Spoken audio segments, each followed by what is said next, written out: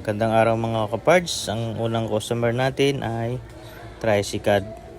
Kumakalog na yung likod ng gulong niya. So ang sira nito is bearing. So papalitan natin ng bagong self bearing. Ang sira nito, ayan, kumakalog. Nakita niyo yung galaw. Ayan. Ayan. Ang sira nito is bearing. So papalitan natin ng bearing. Ayan, oh. Kita niyo yung kalog. Kumakalog siya. So ayan, papalitan natin yan. Open rest na size 15. Ayan, alasin na natin.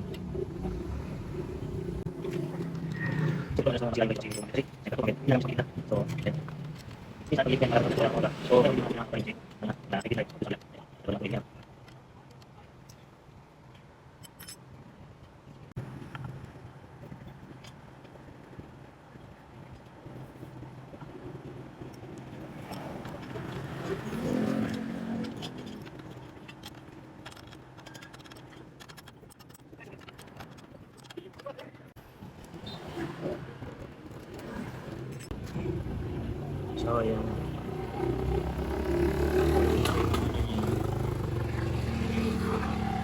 So ito ang sira niya, ayan. Ayan. Durog ang bearing. Ayan. So ito ang papalitan natin. Cell bearing. So na natin yung axle, no? Kasi magpapalit tayo ng bearing.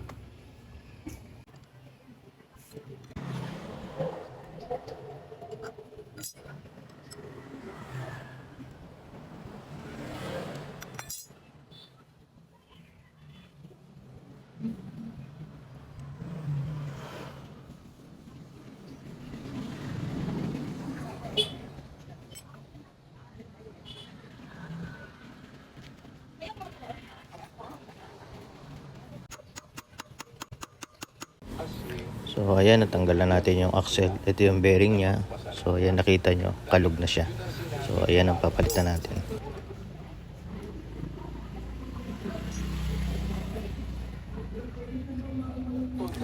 Tanggalin muna natin tong bearing na sira sa axle. Yan, papalitan natin ng bagong bearing. So nadurog na. So ito ipapalit natin.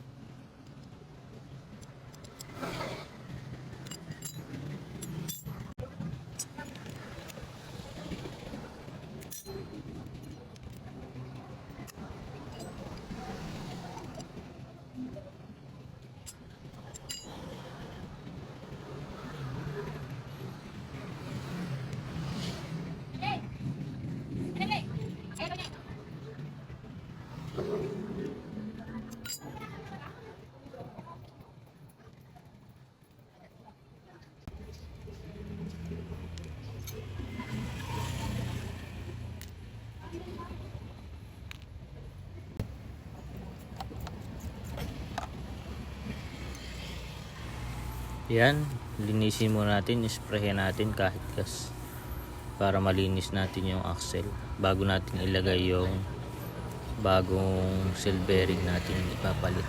Ayan, punasan natin. Ayan. Tapos ayan, lagay na natin yung bagong cell bearing natin. So ito lang yung problema dun sa bike niya. Then bike na natin yung tornilyo, higpitan na natin yun. Saan natin ilagay dun sa hub kasi salubungan yun eh. Ayan.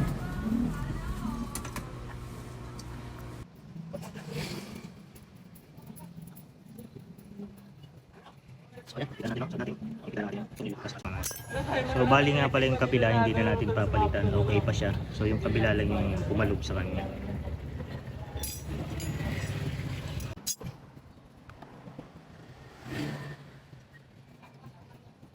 Pangalan natin yung bearing, so pinag natin sa cell bearing, mas malaki cell bearing kaya pinag ko pa. Tapos pinag natin sa bearing.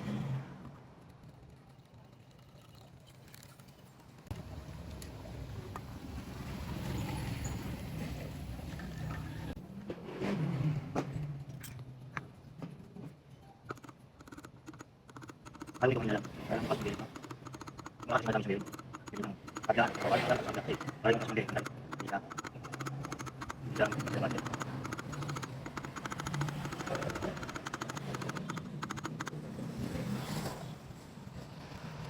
Kaya pala ito. Kaya ako diba? May kasing klaseng bike. May madaling masika ng bearing kasi. Magbitin na niya sa kasi. Kaya problema ng masika. Bearing.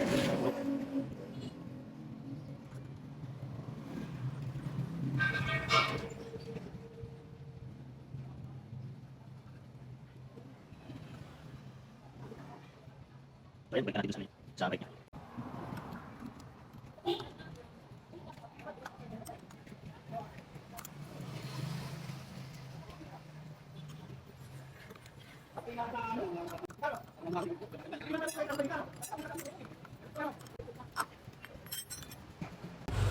So ayan, hinahanapan na natin ng timing yung paghigpit natin ng tornilyo kasi kung saan siya perfect na perfect yung pagkahigpit at sakto lang na yung axle niya is parang lutang na lutang pag umiikot dun sa hub. So ayan. Yan, so bali hindi na natin kinalas yung cogs niya kasi kaya naman ng ating tools na mahigpitan dito. Kasi minsan malalim yan, hindi mo kayang gamitan ng tools to para makalas, kakalasin mo pa to. So kung katulad nito pangyayari na ganito, minsan hindi na kailangan makalas to. Ayan, ayan, so makalawang na rin yung cogs niya, pero kaya linisan na lang natin kasi ang pinagawa niya lang dito is yung bearing kasi kumakalog na. Ito naman mukhang wala lang linis yung mga ano niya, cogs niya, kaya kalawangin. So, punasan na lang natin ng gas para luminis. Ayan, tapos na nating palitan ng bearing. So kanina kumakalog yan, ngayon wala na. Ayan, ganda na ng ikot niya. So ikabit na natin. So ayan, ibabalik na natin yung bagong gawa nating hub dun sa frame niya. Okay na, wala nang kalog, smooth na yung ikot niya, perfect na. So bali ang pinalitan ko lang dito no ay yung cell bearing niya sa kabilang side kasi nadurog na. Yun nga ang kaso nga pala nito mga parts no, yung dinala niya sa akin yan, kumakalog yung likurang bahagi ng kanyang gulong. So yun ang nakita natin, durog ang bearing, so pinalitan natin. So ayan.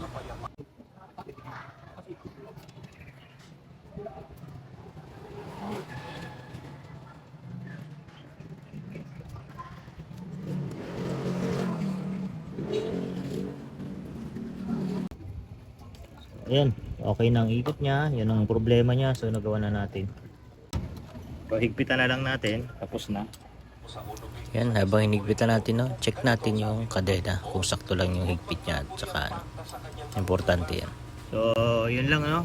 So sana may natutunan kayong kunting mga idea sa paggagawa ng bike no. So salamat, ingat kayo sa mga rides niya.